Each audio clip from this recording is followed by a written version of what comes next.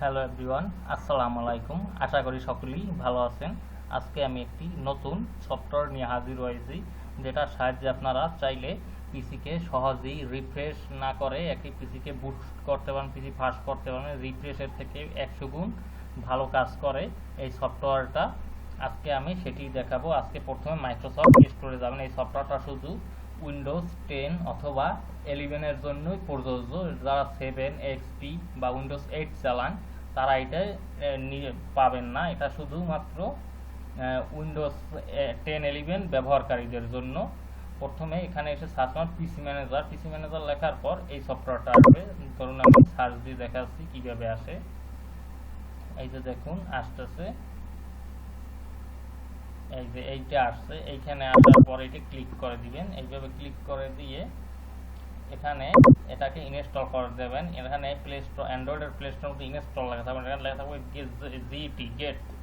Gate লেখা থাকবে। এই সফটওয়্যারটা এইভাবে এখান দিয়ে এই যে এখানে তো ওপেন দেখাচ্ছে, যেহেতু আমি এইটাকে করেছি যে ইনস্টল করেছি। তারপর হচ্ছে এইখানে পিসি ম্যানেজার, এইটাকে ওপেন করবেন। ওপেন করে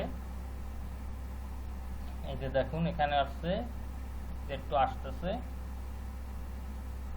এই যে এখানে হচ্ছে বুস্ট, এখানে এই যে বুস্টে ক্লিক করতে হবে। এই যে দেখুন বুস্ট, এই যে জিনিসটা বুস্ট হচ্ছে।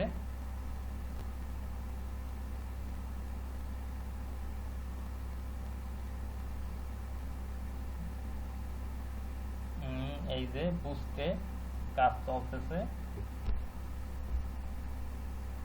এই যে দেখুন বন্ধুরা জিনিসটা বুস্ট হচ্ছে। তারপর হচ্ছে ডিপ ক্লিন। এই যে দেখুন এইটাতে হচ্ছে যে এসএসডি বা হার্ড ডিস্কের যত আর কি জাঙ্ক ফাইল আছে সব ক্লিনিং করে দিবে এই জিনিসটা। এই যে এটা বুস্ট হচ্ছে। এইভাবে করে আপনারা প্রতিদিনের জাঙ্ক ফাইল বা ডিপ ক্লিন থেকে শুরু করে এটা কাজ করে নিতে পারবেন। এটা তো হচ্ছে এটা শুধু এখানে বুস্ট করবেন প্রতিদিন পিসি ওপেন করার পর, দেখবেন যে এটা ভালো কাজ করতেছে। তাহলে আর রিফ্রেশ দেওয়া লাগবে না। রিফ্রেশে তো শুধু সামান্য সি ড্রাইভ রিফ্রেশ করে, আর ড্রাইভগুলো রিফ্রেশ করে না।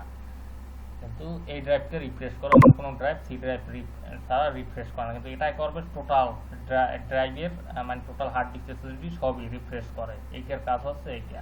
এরকম নিত্য নতুন ভিডিও পেতে আমার ইউটিউব চ্যানেলকে সাবস্ক্রাইব করবেন। ফেসবুক পেজে থেকে থাকলে পেজটি অবশ্যই ফলো দিয়ে রাখবেন বন্ধুরা। আজকের মতো এখানেই। সকলে পরবর্তী ভিডিও দেখার জন্য ভালো থাকুন, সুস্থ থাকুন এই আশাবাদ ব্যক্ত করে আজকের মতো এখানেই বিদায় নিচ্ছি। খোদা হাফেজ।